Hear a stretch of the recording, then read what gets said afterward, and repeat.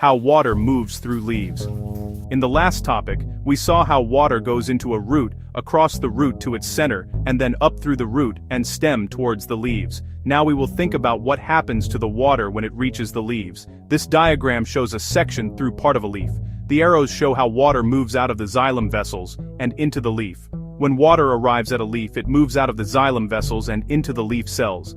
The cells that have chloroplasts use some of the water for photosynthesis, but they do not need very much water for that, and most of the water does not stay in the cell. The liquid water in the cell soaks into the cellulose cell wall and then changes to water vapor. It evaporates. The water vapor diffuses into the air spaces between the cells. These air spaces connect with the air outside the leaf through tiny holes in the underside of the leaf, the stomata.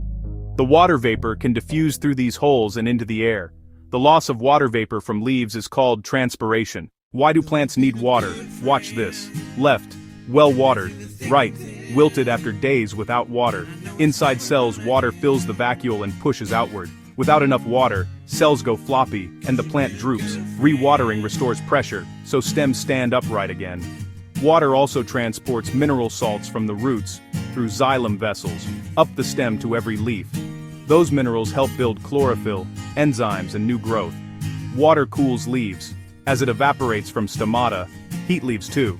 This prevents overheating in hot, sunny habitats. Cooling keeps photosynthesis and enzymes working safely. Water is a reactant in photosynthesis. With carbon dioxide and light, plants make glucose and oxygen.